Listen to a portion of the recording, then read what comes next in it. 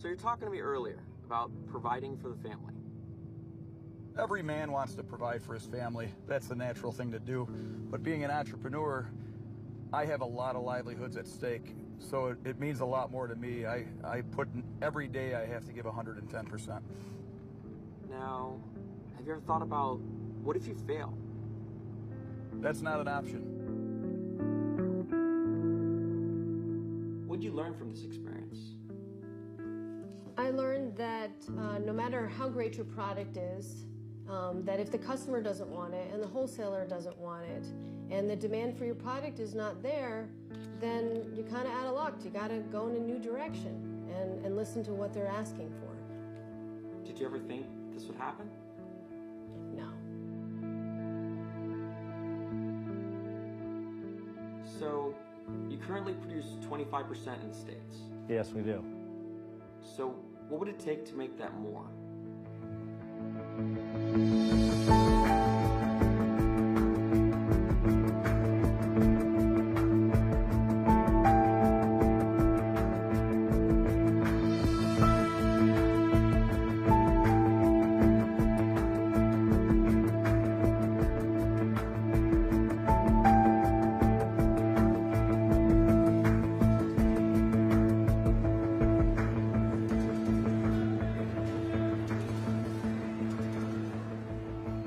Is there anything more American than baseball?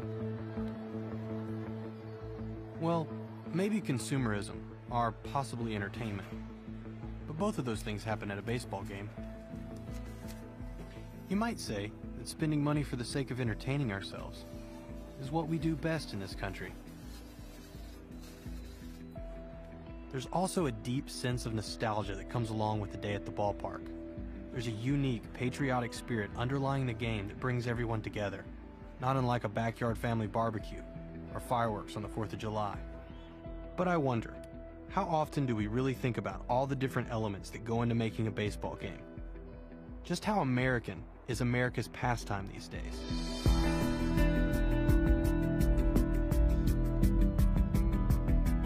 The truth is, in an increasingly global economy, it takes manufacturers from all over the world to make the things necessary to have a baseball game. While as consumers we often consider the price of admission, or the overpriced hot dogs in terms of our own enjoyment, have you ever really thought about the people involved in the game beyond the coaches and players? What about the folks who make the bats, the gloves, the baseballs, or even the souvenirs in the gift shop? Your purchase of that ticket affects their livelihoods. The pattern holds true in all the purchases we make in our everyday lives.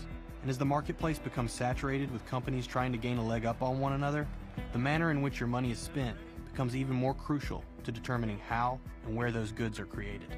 So no matter if you realize it or not, we all have a relationship with the things that we make and buy in this country. And I think it's safe to say that the first step of any relationship is just to realize that you're in one.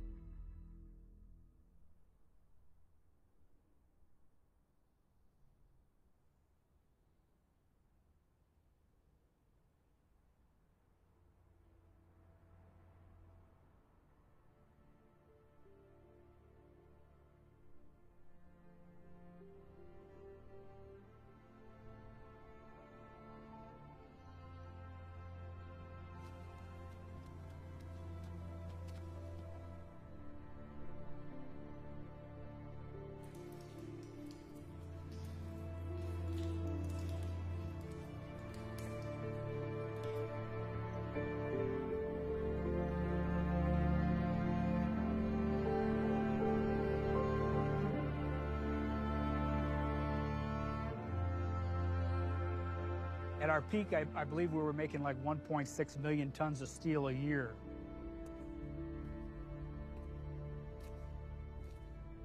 We had 6,400 employees. At the time the plant shut down, probably less than 1,200.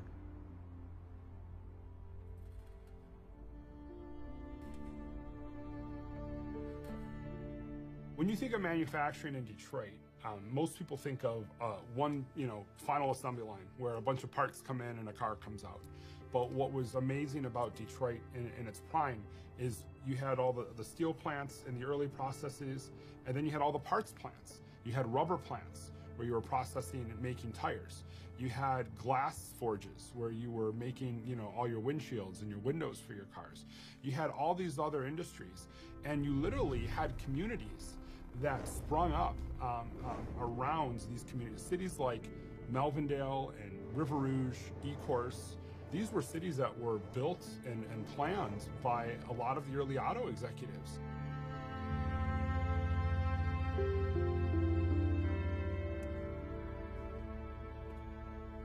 We got greedy, and that's why we're where we're at now. That's the sick part about this whole place here. You walk through it and you see what it was, and you feel that it could be better. You wished it would be here, but you have no control over that.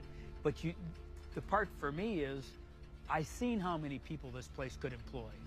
I see how much more it could put back to the community. I see how much more it could make the economy in this area get better, and you have no control over to change it. Making things, manufacturing things, rather than buying it, taking a blank pipe, a solid piece of steel, and making it into a shaft. It was done right here, day in and day out, and by some of the best machinists you'd probably ever find. These were jobs that people from all over the world wanted to come and experience. And so you weren't just buying into the idea of working in a factory, you were buying into a piece of the American dream. How did a place like this end up looking like a post-apocalyptic ruin? This ending wasn't written overnight. It's more of a product of the times and a lack of understanding of how the relationship between manufacturing and consumption went sour, without the most important party, you, even being aware of it. This city, and hundreds of others across the country just like it, are the remnants of the latest chapter in American history. When economic times have gotten tough in the past, a quick look at the history books reminds us that American manufacturing has been counted upon even during our darkest times. The Great Depression had the country in what seemed like a bottomless freefall, but the call to arms of World War II brought about change. Overnight, manufacturing plants went from building cars to tanks, from industrial tools to weapons of war. And we won. Over the next 30 years, the country's middle-class backbone, fortified through a central labor movement and good old-fashioned American ingenuity, gave rise to a wave of economic consumption. New homes and vehicles, as well as appliances like refrigerators, washing machines, ovens, and vacuums, made a comfortable life easier to attain. When the 1960s blasted in, the new frontier of space was explored and traversed in rockets made in the USA. And after one small step, even the world as we knew it wasn't a boundary anymore. After World War II, the United States was almost 50% of the global economy. We were it. We had the manufacturing base for the world. There's a name for this period that you're talking about now, World War II through about 1980, and it is called the Great Compression, okay? And what it is sadly, it is looking like a historical blip, but what it is it is a situation where you had policies in place that created a very large middle class. Those were good jobs. They created, in many ways, the American dream. People, could work their way up, get a job, steady job, benefits. They could count on health care, and they could have a career. It's something that we look back and I think we're quite stunned at how that happened and how it happened so quickly. But it showed both the ingenuity, the imagination of our workers, their tremendous productivity and pride, and also what we can do as a country if we put our mind to it. Manufacturing is the process of turning raw materials into finished goods. And during the height of American manufacturing, there were clusters of factories producing anything and everything possible. 80% of the world's automobiles were built in cities like Detroit. Cities like Pittsburgh were churning out heavy equipment and materials like steel for new construction. Maine was known for its shoe manufacturing. The South was a haven for the production of textiles and furniture. Appliances like refrigerators, ovens, washing machines came out of the heartland. while the West Coast was filling the skies with airplanes and commercial jetliners. All across the U.S., these sectors and more provided the world with some of the highest quality goods ever manufactured. At its peak in 1979, manufacturing employed over 19 million workers. Of course, that number doesn't reflect all the jobs impacted by the presence of a strong manufacturing base. Many other jobs were created to form the links along the production chain. Take a baseball bat, a Louisville Slugger wooden bat to be exact. It starts in a New York forest. I work in the woods primarily looking for timber that can be suitable for use for making baseball bats. You look around the woods there and you see that these are marked trees, and we're certainly not harvesting every tree. We're marking trees that are ready to be harvested. Lumberjacks are employed to harvest the wood. Well, first they had to go get certified through Game of Logging. Had to take 4 courses, get certified, bought a skidder, and just been in it ever since. Then truck drivers are hired to deliver those trees to a mill. This is the area right here along the Pennsylvania-New York borderline where the best timber grows in the United States. Jobs for mill workers are created to transform the trees into billets. I enjoy working there. I've been talking about retiring, but I don't really want to yet. I just turned 65 years old the 1st of October. I think I'll probably stick it out for a couple more years.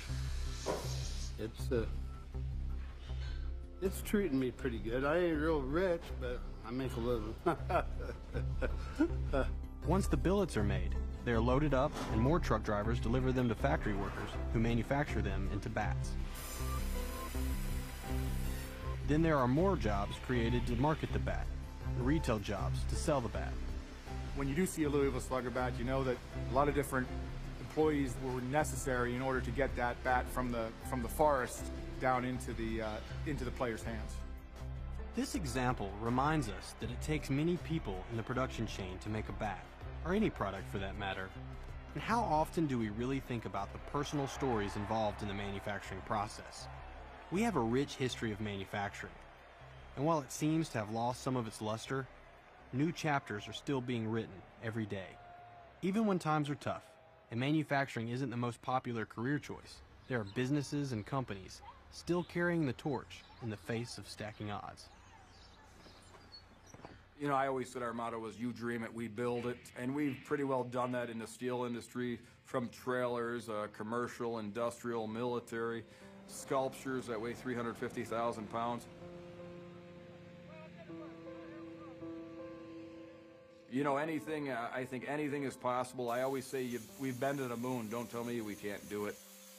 The first time I saw his logo, You Dream It, We Build It, I loved it because it was who he was, who he is.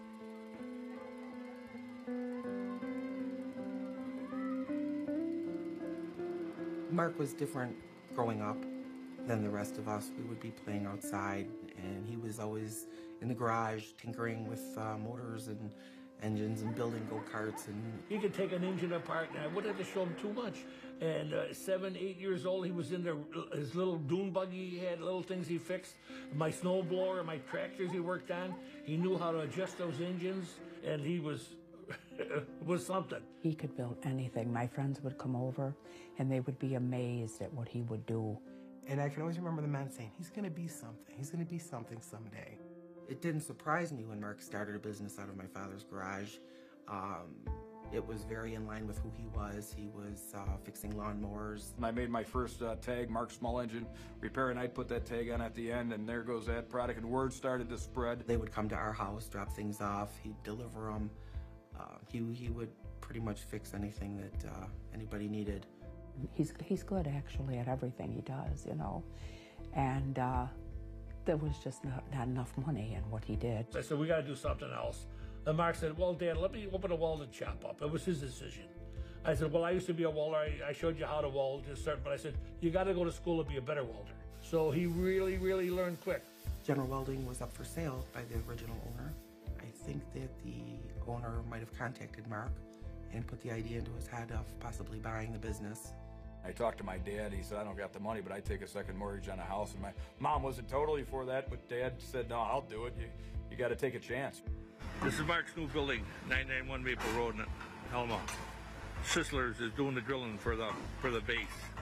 So I opened up August 1st, 1989 was my day. The papers were signed over on General Welding. The name was mine and equipment and the inventory. And that Monday, life changed because all of a sudden I'm into truck equipment. I'm selling snow plows. I'm taking care of small engine repairs. My 250 customers, or 500 I think I had at that time. But we did all the little jobs, and the little jobs brought the big jobs. You can see our experience was, how we cared, how you bothered, how we delivered to them. And little by little, after year after year after year, it really went good.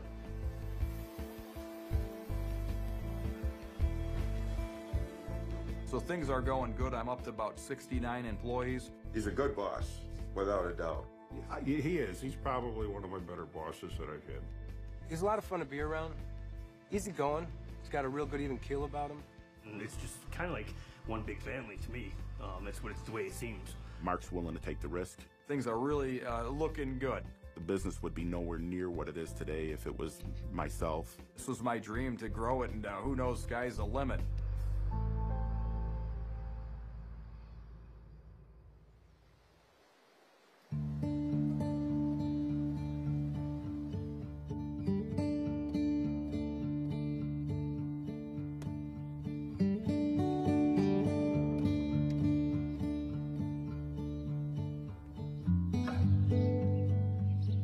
In my early childhood, when we were traveling through New England and going to the farm, we often went through small New England towns.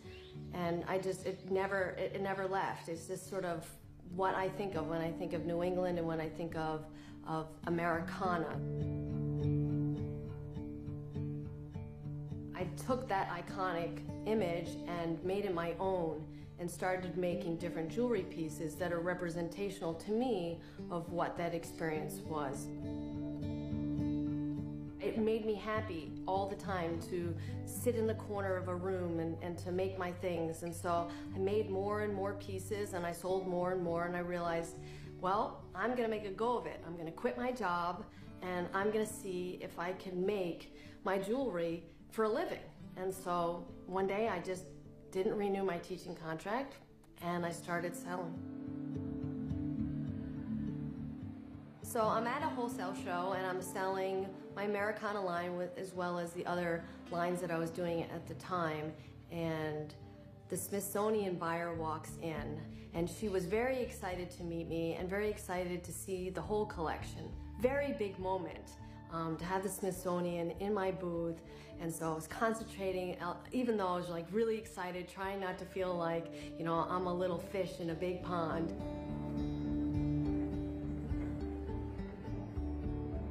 And I got this big, huge order from the Smithsonian. It was great. Things really explode. So I started to hire people. I had hired people prior to that, but I needed to hire more. So things were going really well, and I was at another wholesale show selling my things, and there's Suzanne, the buyer from the Smithsonian. She looks up at me and she said, you know, Mary, do you realize that you sell more work at the Smithsonian than any other single artist? It was a really big moment, and a moment where I realized that, wow, this isn't just something you make in your attic. This isn't some little business that just kind of like, oh, it's just whatever. This is actually really working, and I'm actually making money. People really like it. I'm really selling this, and I'm really making a living doing what's inside of me and what's inspirational to me. And it was a very big moment in my career to be able to stand in front of all those buyers at once and sell my work.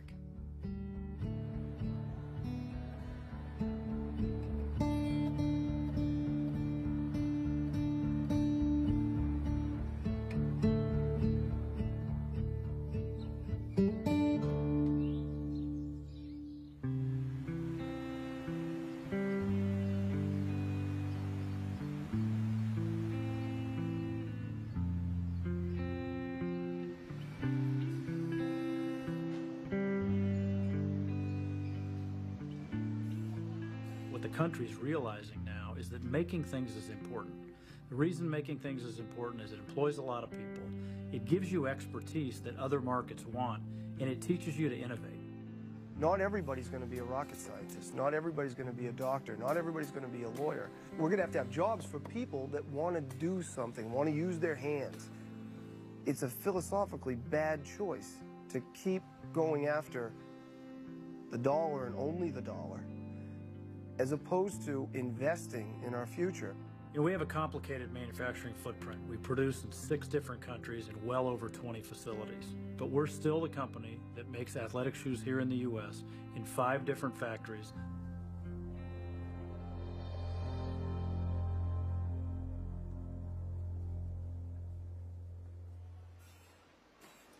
On a weekly basis, I hear from at least someone who's concerned about, are we going to be here? Are we staying? Is this for real? All I can tell them is we keep doing it each and every day, and our customers are happy. We're making more sales. We're making more partnerships with different organizations, different retailers that want more of our business, and that's why we're here.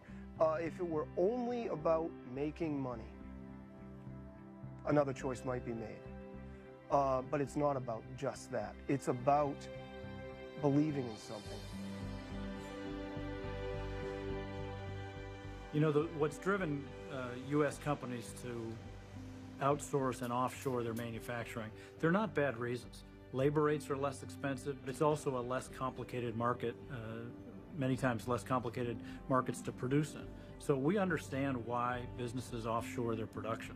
We also fundamentally believe that knowing how to make things and making them here is critically important to the long-term health of our company, and I believe to this country.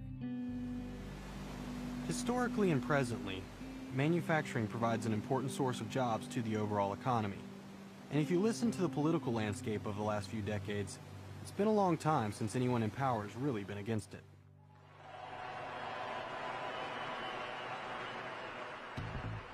Those who say that we're in a time when there are no heroes, they just don't know where to look. You can see heroes every day going in and out of factory gates.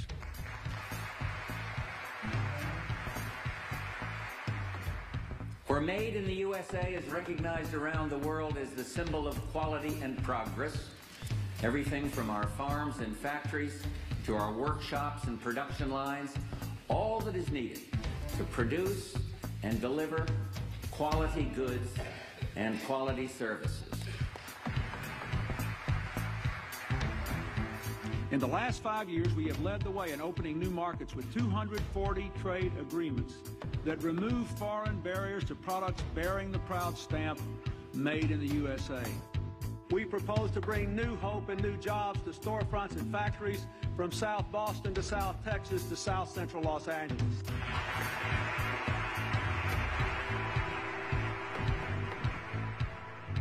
My administration is promoting free and fair trade to open up new markets for America's entrepreneurs and manufacturers and farmers to create jobs for American workers. Good jobs for the finest workers in the world, those whose products say, Made in the USA.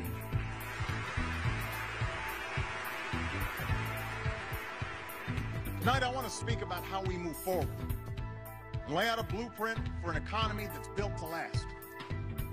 An economy built on American manufacturing. We have a huge opportunity at this moment to bring manufacturing back. But we have to seize it.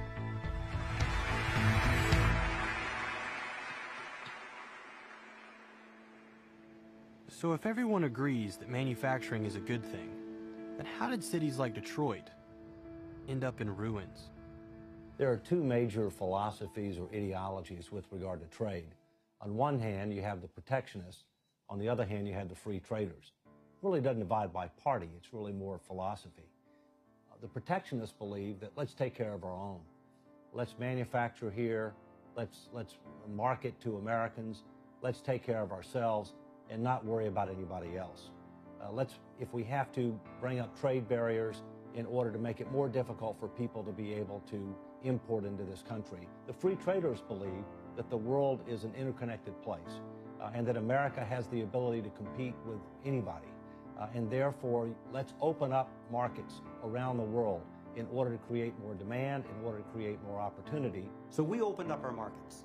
We had nothing to lose. And so the 50s and the 60s, we could manufacture very well. We could begin to open those markets. We had no competition, and we didn't see any job loss. However, when Japan, when Germany started ramping up their manufacturing in the 1970s and the 1980s, when Mexico and China and other countries also developed a manufacturing capacity, and we had these free trade policies, and we had no manufacturing policy in our country, then we started to see the devastating consequences. We started to see the trade deficits, and we started to see the job losses mounting up.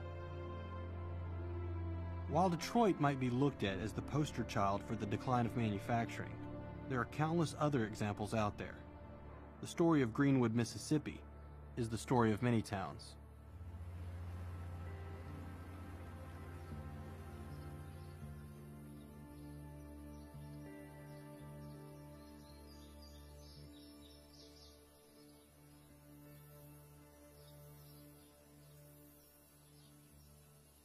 That was none other than the legendary Mr. Robert Johnson. Of course, this is 960 WABG in beautiful Greenwood, Mississippi. Online, it's the Awesome AM. Well, the thing that sold me about Greenwood, Mississippi was the fact that the radio station was here. And this is a classic station. It's a historic station. And it's been here since the 1950s. What sold a lot of other people on Greenwood was the fact that it's a quaint little Delta town. Greenwood is a huge part of the Delta. I mean, it is I say all the time in my welcome speeches, you're truly in the Mississippi Delta when you're in Greenwood, Mississippi. This area of the Mississippi Delta for hundreds of years has been known as the cotton capital of the world. Cotton was the heyday here. That was our cash cow, so to speak. You know, that's what made this town in the first place, was cotton. In the early 50s, the whole face of agriculture began to change. It was much more mechanized operation. And so people who had normally worked on the farms that surrounded this area were looking for jobs. And so that's when industry began to move into Greenwood. Well, by the 1970s, the industrialization of this area probably had reached a zenith. There were a large number of companies in our industrial park. There were probably 4,000 to 5,000 industrial jobs, making everything from pianos to fire trucks to heavy machine tools. During the late 70s, early 80s, a lot of those manufacturing facilities began to move out of Greenwood and moved overseas or to Mexico. It left a real void here.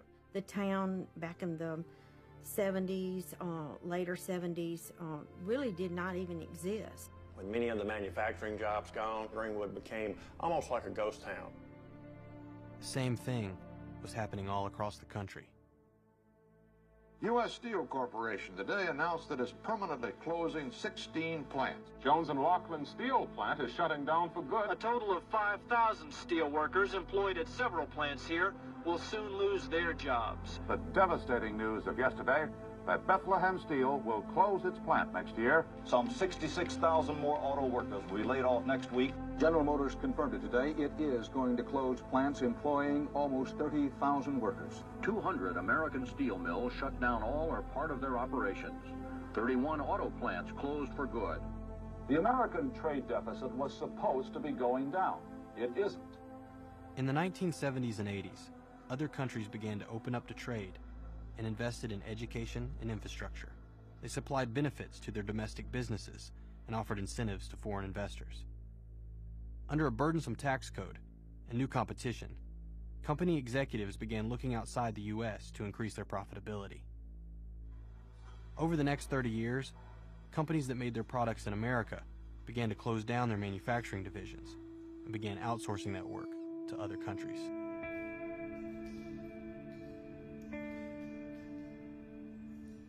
One of the big myths about manufacturing job loss is that most of it has occurred because of automation or productivity or technology. That's simply not the case. I mean, does it take fewer steel workers to make a ton of steel than it did a couple decades ago? Yes, that is true.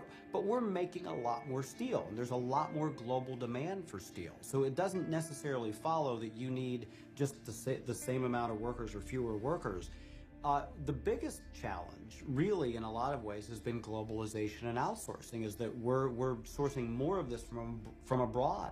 As technologies change, and especially as there's been an increase in communication, as we've got the ability to move products from one location to another and keep track of them much more carefully, and to be sure of the amount of time that it's going to take to get from point A to point B, it allows us to stretch out the production process more.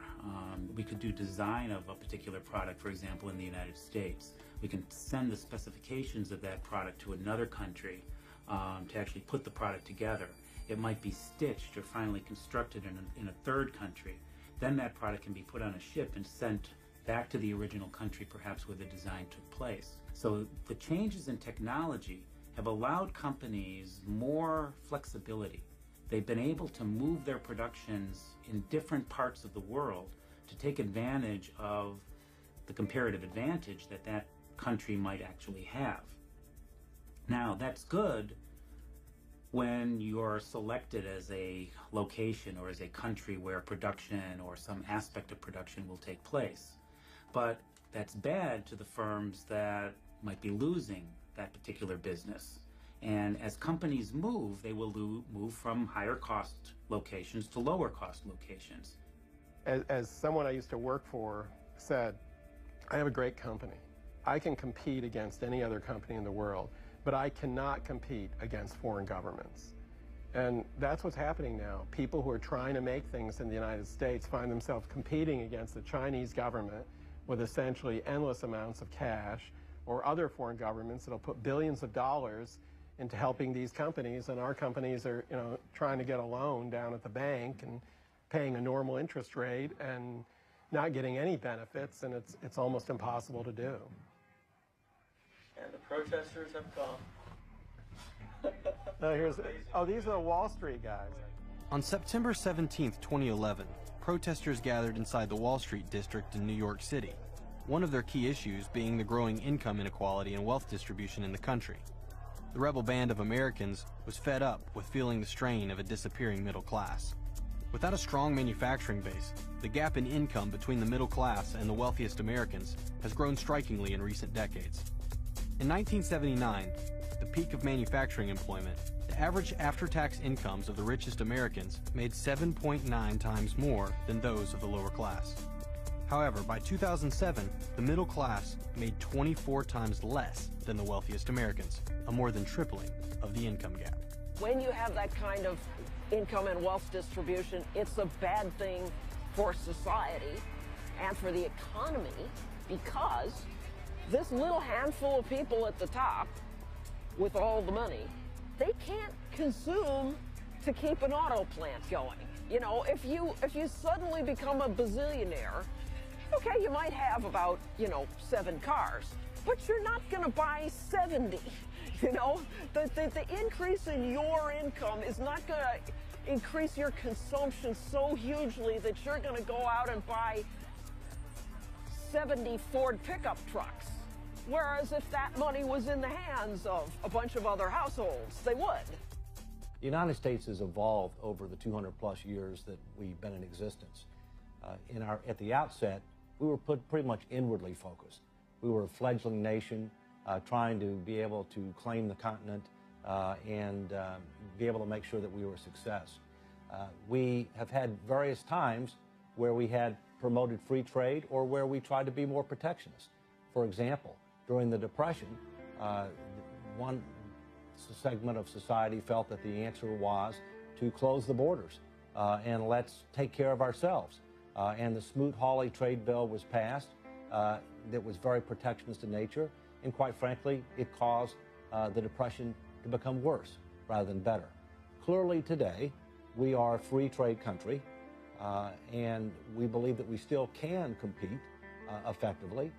At the same point in time, there's more and more concerns about unemployment here, underemployment here, and whether or not free trade is always fair trade, whether or not some of the countries that we're trading with are playing by fair rules, and therefore we are disadvantaged.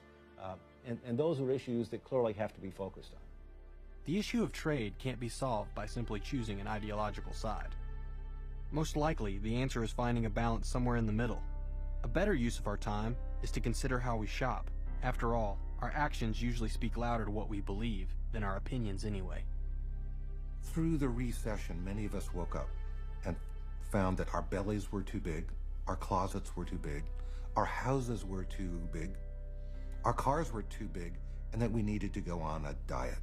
What has happened in this orgy of debt over the past few years is that debt has made up the gap between what people can pay for with their jobs, where now remember that we haven't had real wage increases for 40 or so years.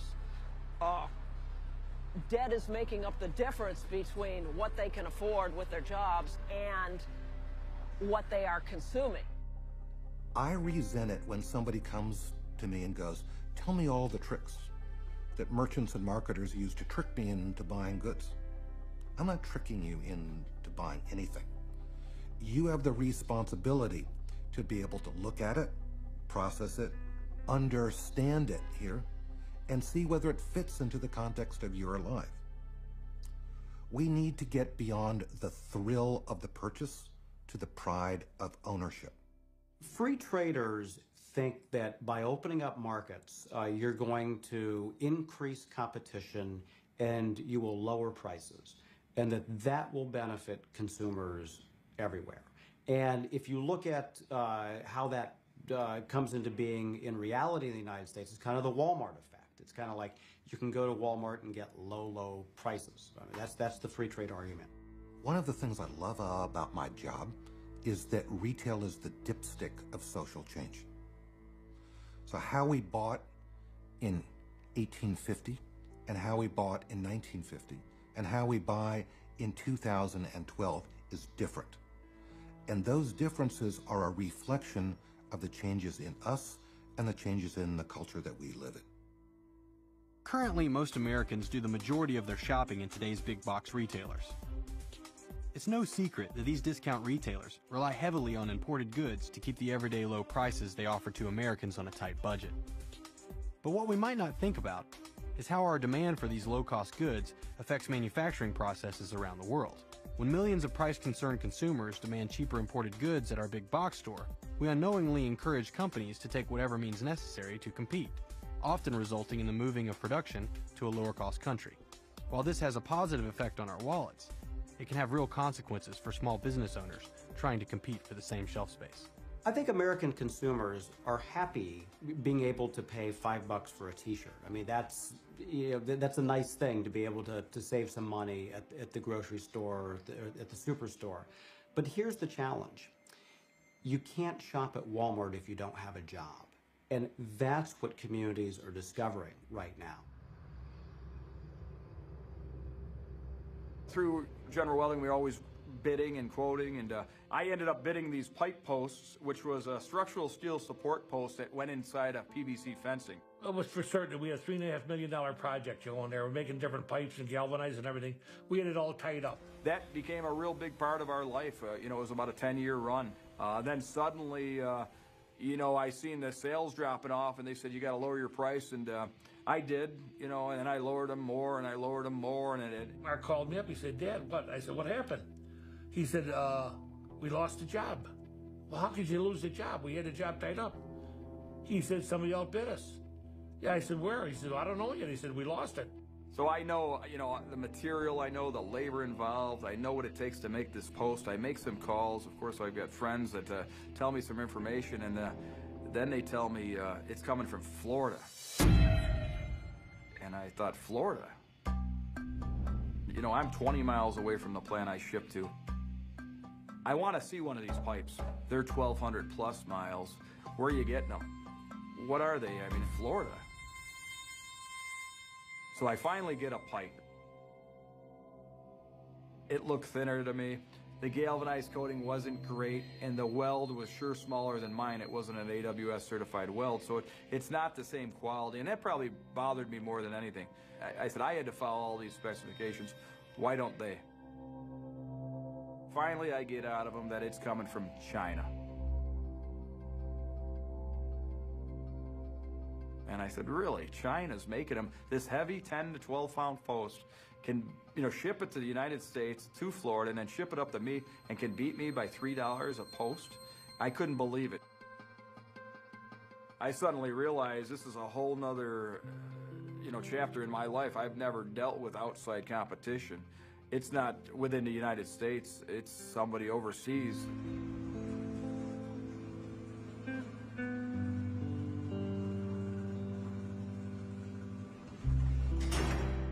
And what bothered him more than losing the contract was the fact that they had to look his employees in the eyes and they had to lay some of them off. He's not a corporate soul, if you will. He is a very kind human being, so it was like him telling his daughter or son they have to be let go. Things started falling apart. We lost a lot of good people, a lot of people you got close with. He even had to lay me off for a little while. That's a sore subject, but... You get yourself settled into one place, you think you're going to be there, make a career, and just blows up in your face, and you got to start from scratch again, start at the bottom. The biggest thing that popped into my head was, what do I do now? I'm almost 50 years old. All I know is this. It's, I don't know anything else. Suddenly I go from 69 employees to 31 employees, and things have changed. These were people that believed in Mark Andel. I mean, they did what I needed to get done whenever I needed to get it done. If it was out in the cold, 40 foot up in a lift. But all of a sudden, these people are in front of me. Now I've got to lay him off. That gave me everything. When the bottom fell out, really, we were thinking about what to do. We're going to have to, maybe he have to sell his house and come back and live home here, in the apartment we put up. We're going to have to sell everything we have to keep going to pay off what our mortgage is at, because nobody wants to buy the business. He must have had about 5 close calls like that where he's going to close shop the next day. That just hung on me. If I didn't make it, what would my parents think? What would my family think? And that was something I never hit before. I was worried about everybody all of a sudden, worried about what they would think if Mark went out.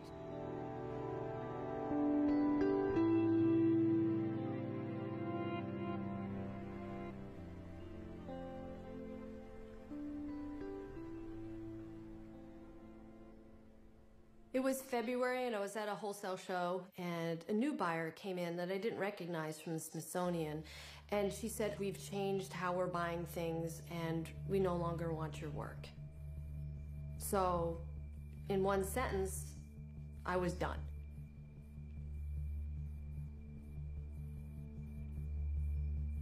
It was totally dumbfounding how, for many years I was the top selling, and this new buyer comes in and she says, nah, that's it, we don't want you. It just really complexing, just really a bad moment.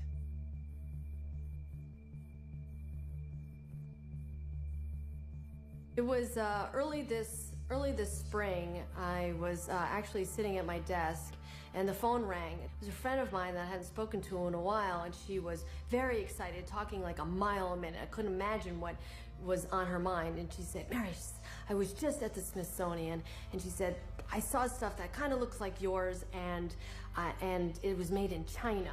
And I said, what are you talking about? And actually, I was sitting there waiting for me to send a photograph to me, and I was saying to myself, it's been a long time since, I even thought about any of this, and I don't make anything for the Smithsonian anymore. What possibly could they have that could look like mine? And then the screen comes up, and I'm just like, oh my God, this is just horrible. This is just like, how could they decide to buy something that's so inferior when they had something so long ago that worked? Being a small business owner is very hard here in the United States. It's very competitive. We're dealing not only with local business owners and national business owners, but globally as well. How does the actual product sell, and how do you sell it in this huge global market is very difficult. A souvenir to me is something that's very special. When I travel abroad, I certainly want to purchase something that is handmade from that country. And when I think of people coming to the United States, when they go to a place like Smithsonian and they want to bring a piece of Americana home, and there isn't a thing in the store that's made in the United States, that's ludicrous. Come on. I can see a scenario where manufacturing collapses in the United States. It's like a bad dream, but it could happen. I mean, you saw what happened during the last recession.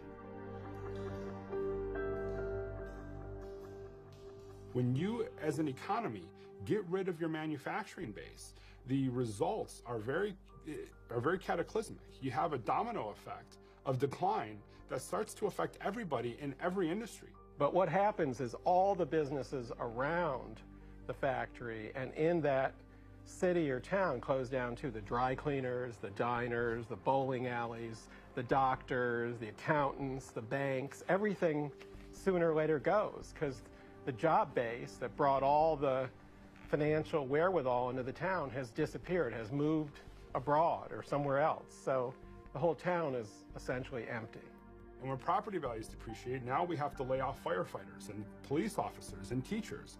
And now we're not collecting enough revenue for the state to invest in education and higher education. So all these things are all interconnected. When I started in this business, people said, well, high technology is going to be our saving grace. So it doesn't matter that we're moving certain manufacturing jobs offshore. But at least they've honestly stopped saying that because there's not much high technology made in the United States anymore. We have an enormous trade deficit. The United States is a great country, but it has a number of fundamental imbalances, one of which is the trade imbalance. The trade deficit sounds very esoteric for people, but here's what it is. You have goods that you're selling abroad. Those are your exports that you're making in the United States. Then you have goods that you're importing from overseas. Those are your imports. When you add the exports up and then you subtract the imports, that's your trade balance. For a long time in the United States, in fact, for several decades, we've had a trade deficit and has grown almost every year. When you end up importing more than you export, you end up having to owe people money. And sometimes you have to borrow it from people who may or may not have the same interest that you have. And to the extent that you do that for the short term, it's not a problem. But to the extent that you're doing it on a recurring basis and to a greater extent, it is a big problem. Ultimately, you need to produce more than you consume if you want the future to be better than the past. Since the year 2000, we've lost about 5.5 million manufacturing jobs in this country, which, is only a little over 10 years, and that is a third of our manufacturing jobs. So that drop is almost unbelievable that we could have lost a third of those jobs in a decade, essentially. And when you look at the multiplier related to manufacturing jobs, most people believe that for every manufacturing job, there are 2 to 3 other jobs. So that really makes the 5.5 million translate into about 10 to 15 million jobs. And in the United States, there are 13.3 million people who are officially unemployed. So when you just think about it, that loss in manufacturing jobs is kind of the backbone that broke, that has caused this incredible unemployment in this country right now. We chased the tech bubble in the 1990s and it popped. We chased the housing bubble and the Wall Street bubble last decade and it popped. There is no manufacturing bubble. It is sustainable. It's what we do well. It's a core competency of our country. And we look at other nations and they're fighting for manufacturing jobs. We're the only country that hasn't been doing that.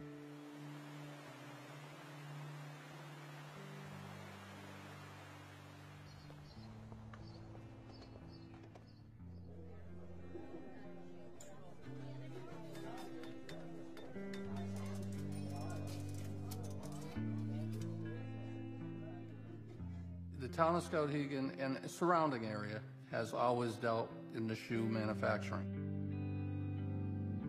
We used to have roughly 30,000 people not 30 years ago making shoes in the state. Now we're down to about 1,000.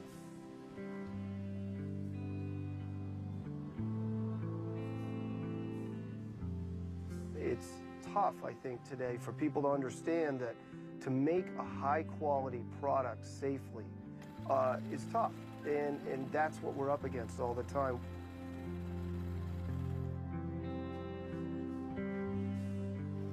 Today, with the philosophy and the way we're making shoes today and the quality level being this close to the customer, we're executing a real nice plan.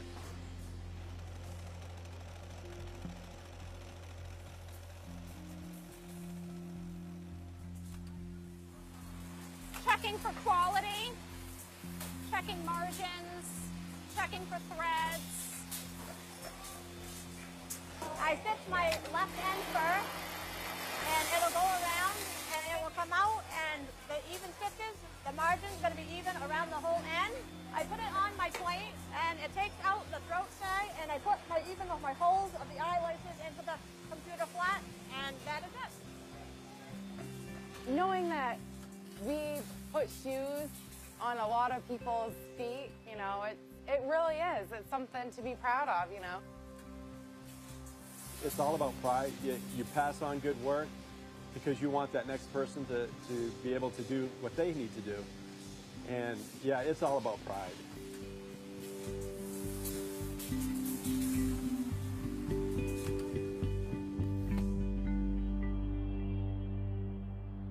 By having New Balance in town, we're able to filter more of the economy all through the area. They're a family. They're part of our family in Skowhegan, and we don't know what we would do without it. New Balance in Skowhegan provides a purpose. I heard one of our economic developers refer to it as a thread in the tapestry, and New Balance being one of the largest threads, one of the clearest threads. And I thought he put it really well. We are, and we're proud to be that. It's, again, part of the philosophy of the New Balance business model, is that we are in the communities. We're a business the community's proud to host. If we can all agree that manufacturing is a good thing for the country as a whole, but we don't want to give up the low prices we've come to expect, then where do we go from here? If we want to see an increase in U.S. manufacturing, who can we trust to make it happen?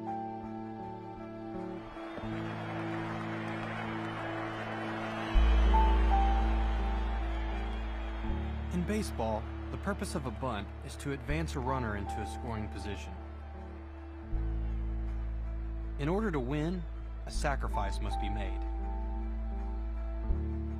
Who among us will step up to the plate and be willing to make the sacrifices to put American-made back on the shelves?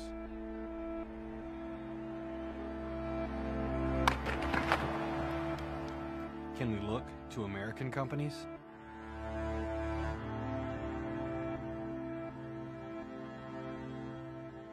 You say the two words Louisville and Slugger together. There's no question in your mind what you're talking about. You're talking about baseball and the greatest brand in the history of the game of baseball.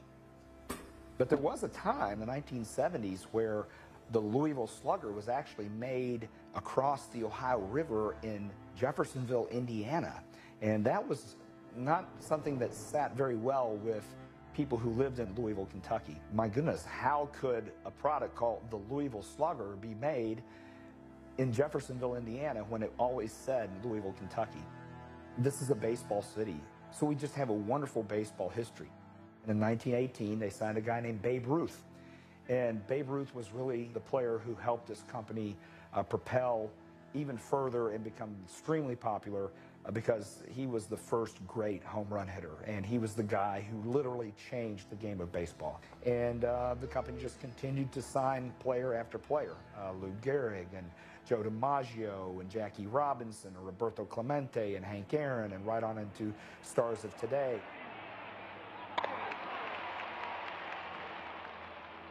Well, the fact is, the headquarters of the company never left Louisville. The offices always were here. But manufacturing did, in fact, take place across the river in suburban Louisville and Jeffersonville, Indiana, which, you know, we all feel like that's part of Louisville, but it is in another state. And so that just did not sit very well with people. It was a business decision at that time, but Jack Hurwick has said numerous times that was one of the biggest mistakes that he ever made, was to take the company out of Louisville.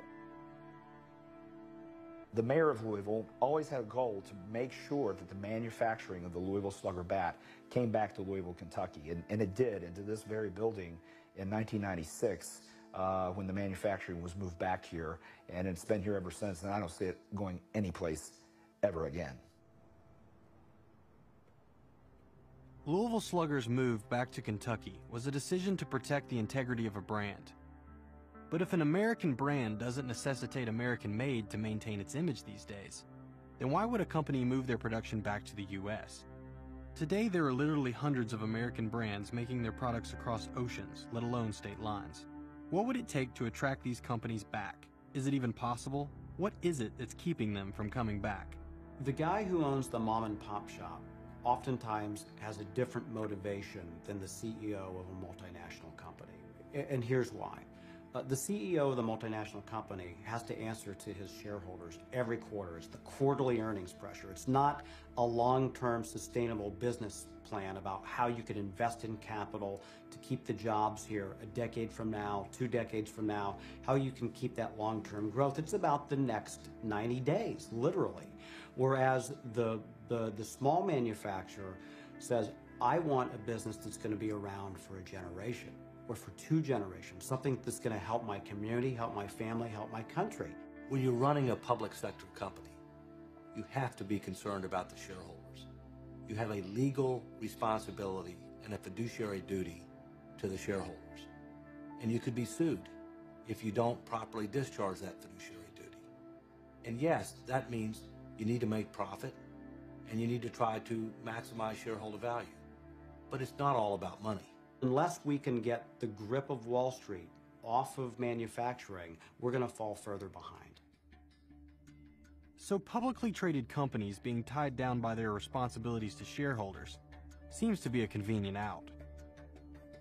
But if it's so impossible to produce competitively priced goods in the U.S., then why are foreign companies taking up the mantle of the American worker? Does it make sense? Perhaps there's no better example than BMW, who bought a Super Bowl ad to ask just that. Does it make sense that a German car company would break ground in Spartanburg, South Carolina, and call it home? Does it make sense that in the height of a recession, when most companies were bailing out, That they would dig in, that they would find their latest design in California? and customize it in 10 million different ways? Does it make sense? Does it make sense? Does it make sense That a small town in the South to make every X3? Every X3 in the world. It makes perfect sense. The all-new BMW X3. Some people don't like the idea that we have foreign companies that are coming to the United States and making things. I have to say, I'm not as concerned. I'm happy for any company that wants to invest in American workers and make stuff here. That makes me very, very happy. If attracting foreign companies to manufacture in the U.S. is the ticket to put Americans back to work, it will take the coordinated efforts of local communities. One example of a community that's doing this is Gwinnett County, Georgia. Head is a German company and one of the world's biggest manufacturers of cabinet hardware, such as slides, hinges, and sliding and folding door hardware. And the U.S. market, being a very important market, of course, deserves its own facility. And we knew roughly the geographic region that we wanted to go to. Gwinnett Chamber is extremely active, very business-minded, very, very helpful. They did the best job in showing us their story, to show us the benefits for an employer who wants to move to Gwinnett. The facility CEC is the only one that we have in the United States in Gwinnett, Georgia. Our economic development organization, Partnership Gwinnett, is a community-based organization. It has the county, the schools, the hospitals, the businesses, the cities, and the CIDs all involved in economic development. What I have seen in economic development is there's communities that are reactionary, and they've decided they're going to sit back and they're going to respond to calls. And if that's your approach, I wish you a lot of luck. But to me, the strong communities have a plan, they have a strategy, and they go out and they aggressively go after what they have decided that is their best sales pitch. When we started moving industry from the United States into Asia, into Mexico, Latin America, and so forth, those governments set up what they call special work areas for companies to move into. We could do that, I sincerely believe, today. We go to trips to China and South Korea and so forth, or Germany, we market the state of Georgia. And then once you get those companies lined up, we try to focus them on Gwinnett County. Move out of the city, find a low cost of doing business, and set up an infrastructure and a tax base that will attract companies to come back here. We have a lot of unemployed people right now in the United States, and those manufacturing jobs that could be employing Americans are employing people in other countries. But what if we don't have the leadership in our communities to attract foreign manufacturers? And if American public companies are beholden to the whims of shareholders, then perhaps American manufacturing is left on the shoulders of American entrepreneurs. One of the things that's always been great about America is Americans. At the outset of our country, we had way more than our fair share of great people. People that created the Constitution of the United States. People that helped to invent electricity. And we have been the inventors of many things that have changed our world and our society fundamentally. Much of that is done by small and medium-sized businesses, entrepreneurs that have an idea that end up creating a product or a service that then takes off.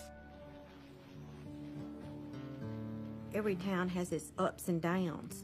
So we've certainly had our ups and downs. I mean, Freddie Carl, who is a native of Greenwood, and when he founded Viking Range Corporation, that's when we saw the turnaround in this town. Mid-1980s, Fred Carl, who was one of my best friends growing up, had the brilliant idea to start manufacturing ranges that, to those of us who were Fred's close friends, we didn't get it at first, but after he finally made the point to me that he had discovered a niche that no one else in the appliance industry knew about, Viking Range was born.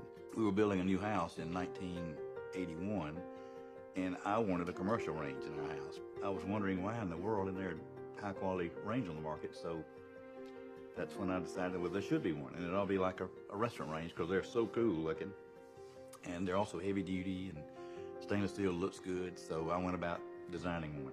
So that's when he brought manufacturing here to Greenwood. He made the statement, you know, that back then that if he couldn't do it in Greenwood, he wasn't going to do it at all. Fred, as he built Viking, he wanted to build Greenwood along with it, and that's exactly what he did. Now we have 4 plants here, besides our distribution center and our product support facility, plus our corporate offices, and then the hotel, the restaurants, and the spa, and the cooking school, and all that goes with it. It gets back to it just being good business to invest in your community, and I think community development is everyone's job, and the local employers, I think, have a responsibility to contribute to that. So over a multi-decade period, while industry was in steady state of decline and industry after industry was shutting its doors, Viking, thankfully, from my perspective, was creating more and more jobs in the community. So there was an interesting offset, and in many ways changed the culture of the community. Viking probably, I think it's safe to say, is the lifeblood of the community here. I think Freddie Carl brought that vision back to Greenwood. And once he did, then people, the momentum, I mean, it's just keep on building and building until what you see today. Here at Viking, we make a high-quality product. It's not a cheap product. It's quite expensive, and it has to be very high quality. It's made in America, so we want anything made in America to be the very highest quality. Maintaining that quality is of the utmost importance to us as a company, and so important for the brand. But even if entrepreneurs choose to make their products in America, and community leaders foster industry growth, will consumers care about anything other than the number on the price tag? Are we even capable of considering anything besides the bottom line? The crisis of our 21st century existence is that I don't understand what the real value is. Let's just start with a t-shirt. I sourced the t-shirt in Sri Lanka. My wholesale price for it might be $1.98. It's a very good t-shirt. I bring it back to my distribution center. I sew a label into it in French. Doesn't say it's made in France. I relabel it not a t-shirt, but I call it an expedition t-shirt. I merchandise it beautifully inside the store. I've done theatrical lighting on it. The model looks really terrific. And it flies out the door at $32 each. That is the magic of fashion. That is that's the price that we pay for being victims rather than makers. We as consumers are deeply confused about value. My father had a Shakespeare fishing pole, and I remember cleaning it, taking it apart, and it had screws you take out. And it was made in America. There was no question about it. It was quality product. You know, then I go and look at a fishing pole today, and it sounds like it's broke already when you buy it. It's just not quality. So as I'm reading things about China and global economy, and you know, I start looking in stores and flipping over things and just really realizing that not a lot of things or products are still made here. And I started to look at my own showroom at General Welding. A lot of things I thought were made in America weren't. That was the start, making a list in our own showroom, seeing what's really made here, and that was really the start of me thinking about where I was going. It was a shame when I lost overseas competition. It's not the time to spend money. It's not the time to do anything gutsy. It's just not the time. It's tough survival mode. We're cutting costs and everything, and I don't even want to tell my team or my family. I've got another idea. One day, Mark had come into my office and said he was talking to a guy across the street about renting a building. Mark called and he said, I have an idea. And I'm thinking, I'm sure you do. And he said, I'm thinking of opening up a store that's primarily made in America products. Behind all the scenes as we're in the recession, I have to go get a building permit for this new business idea. Mark Handel came in front of the town board and showed us a rendering of the building that he had just leased. And it was quite a unique conversation we had with him. He said, well, Mark, you've done good with a lot of other things in your life, and you run a clean business. Good luck to you. But I said, you know, they said, I think you got a big challenge there to find made in America products. Made in America, made in America, made in America products. Well, he talked to me about it, and I said, I don't think it's going to go, because I said, we're a welding shop. That's all we were. I said, if you open up like a country store, it's selling like a Walmart or a different like that. How are we going to ever compete? He came up with it, and it took me, like I said, it was really a surprise, and I'm thinking, how the hell are we going to make this work? It was sprung on me, and I thought he was crazy. I thought he was out of his mind. I don't know, you know, this is, yeah. I remember distinctly thinking to myself, it's interesting, should last a couple months. Nobody operates a business out of pure patriotism. It's not smart. It isn't enlightened. I think it's probably a little bit idealistic to think every day people are going to think, am I just buying stuff that's made in America? There are a million other reasons people want to buy things. Design and branding has become an increasing part of the value of a product, and the actual production has become a far smaller part by most measures. If consumers walk into a Walmart and are thinking of purchasing a crock pot, and they look at the crock pot and says, okay, well, this one is $25 and it was made in China, and here's another one for $35 made in the United States, and I'm guessing that a good percentage of customers are going to buy that $25 crock pot made in China. If you would have asked me 5 years ago about how people viewed the Made in America brand, I would have said generally pretty lousy. They couldn't find American-made products on the shelves of most stores, and so consumers were like, yeah, that was nice a couple decades ago, but I haven't given it much thought lately.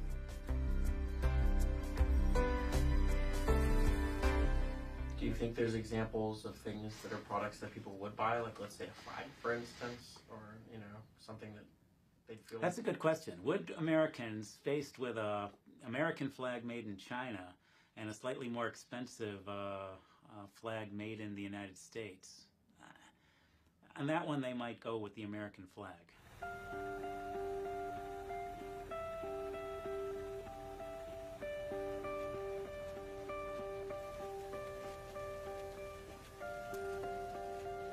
I am a sixth generation of the Annans.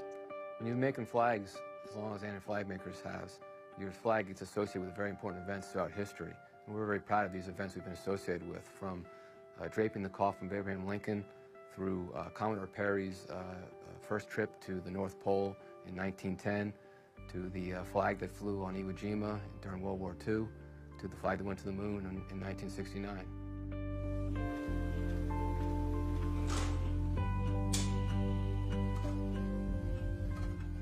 In business, if you're standing still, you're essentially dying. You have to be constantly evolving. Flag making would be considered a niche industry, but we're very competitive. Our evolution has been continual. If you look from the digital printing we now do compared to the old screen printing, it's not static. I think people sometimes feel that, oh, product got moved to India or China, and that's where it's always going to be made. And that's not so. Business is constantly flowing and evolving, and things will flow and evolve back here. We're seeing already, due to flexibility or logistic reasons or timing of speed of product to market, some companies are bringing products back to the United States, and they're making them in more modern, efficient plants. And I think we'll see more of that, honestly.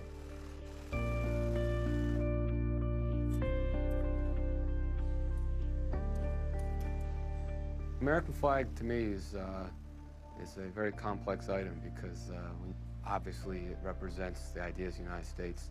It also, to me, has become much more of a powerful symbol since 9/11. You know, I lost some friends in the towers of 9/11, and so I think in the last 10 years I've viewed the American flag differently than I used to. When you make it every day, you're worried about the workers being efficient, the fabric being dyed the right shade, the star fields having the right density of stitches in the stars. But then when something like 9/11 happens, you view the flag much differently. I think most people feel that it just makes sense to make the flag here.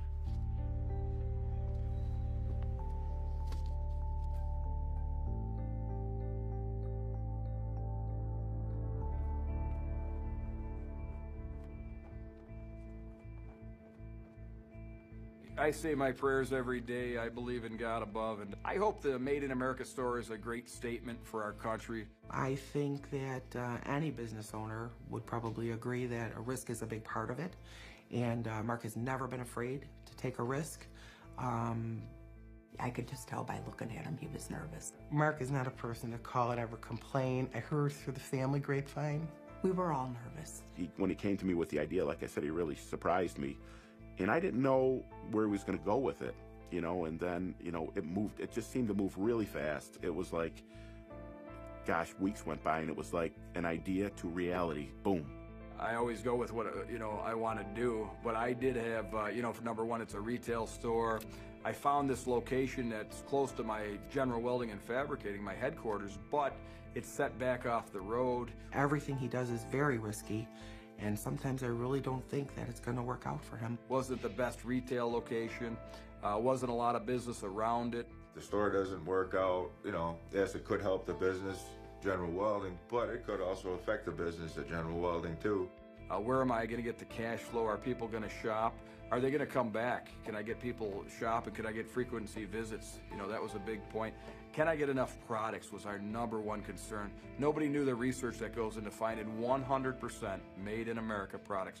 It was endless labor hours of trying to find products that were 100% American made. And we actually found only 40 products that were 100% made in America. If you did find a product, maybe the wrapper was made somewhere else and the product was made here, he wanted the whole kit and caboodle. 100% is what I'm going to go for. You just step back and let him do his thing and hang on and hope it works. And I set up, 3 rules. It has to be 100% made in America, has to be top quality, has to feed an American family. So I have to live by these rules too. In Elmo, which is really a little town outside of Buffalo, who's going to come to the store to buy these items? It's really a scary thought. Can we pull this off? Will anybody come?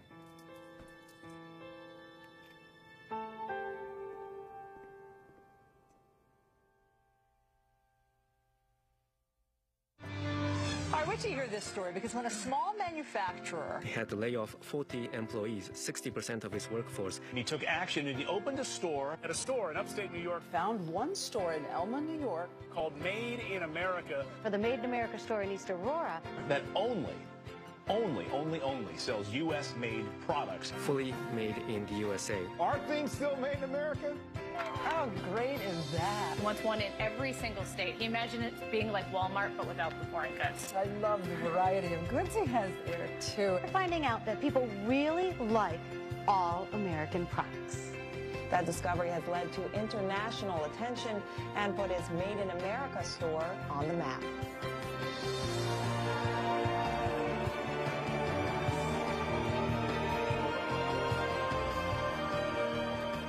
I was amazed, the people that came. Every day people came, buses came. Now we got buses from Iowa, Missouri, every place you can think of. It really made me feel good that finally something succeeded. One person could change the life of a town. I mean, it's wonderful. The son-in-law's back to work, all the friends are back to work, so he probably put another 20 people back to work. Big kiss.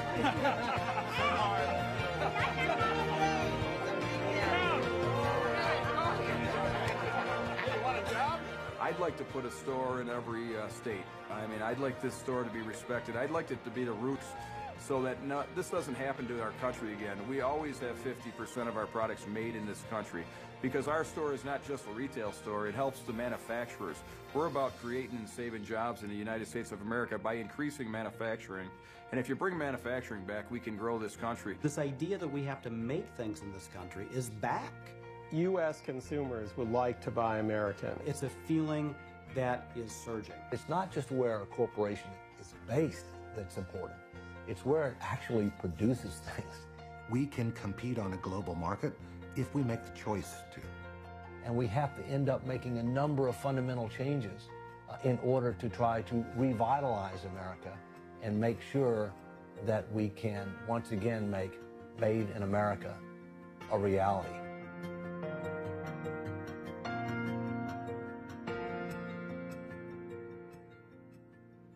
So, you currently produce 25% in the States. Yes, we do. So, what would it take to make that more? You know, the key to making more is creating more demand for U.S. product. We've got a number of programs that we've put in place since we met last, and it's starting to work. We are exporting more than we were. We've added 60 new jobs, and we've really got the factory fired up about exporting American-made quality.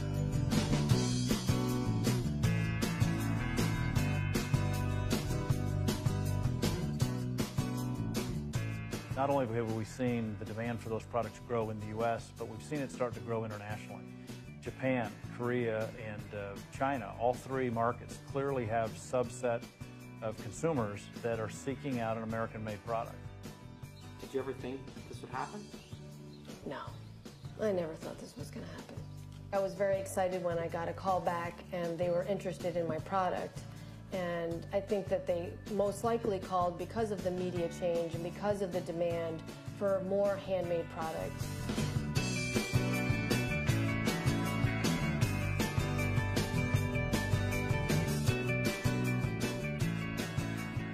Here in America, if people expressed it, if they showed it, and they moved towards that movement of demanding more of American-made products and showed that behavior themselves, by shopping more locally and doing things, that small change will occur, which will then snowball into larger change. It's got to happen. I mean, there's no other way.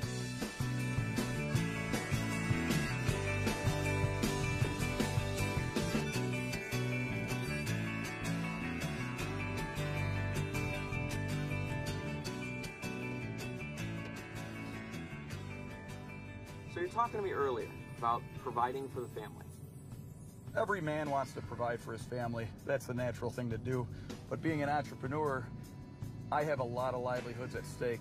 So it means a lot more to me. I put in, every day I have to give 110%. Now, have you ever thought about, what if you fail? That's not an option.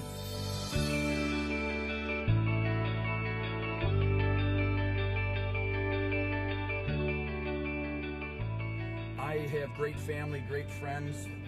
We put a lot into this, and at some point you just have to believe. While these stories seem to have happy endings, and while cities like Detroit are redefining themselves, we are far from being out of the woods. Cities and towns everywhere stand as clear examples of the warnings of abandoning manufacturing. Perhaps the biggest change that consumers can make to affect American manufacturing is to look beyond the price of a good and look at the overall price to the health of this nation. Buying locally where it's available and American where it's reasonable has its effects seen and unseen on your fellow citizen. As you're deciding on which product you wish to buy, look at the label. Think about the relationship you have with where an item is made. Who's behind your decision?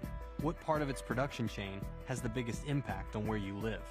There is no question that we have a relationship between the products we buy and make in America. The question is, what kind of a relationship do you want? How deep do you want to go? The bases are loaded. We're down by 3. The count is full, and it's up to us.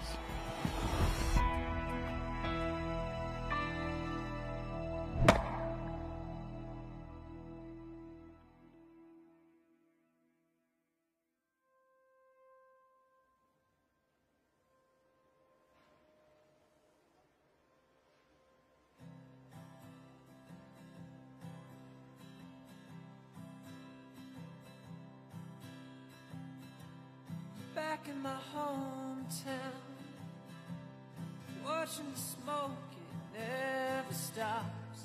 I'm gonna live here when I'm older. We're making a new sound and letting the people build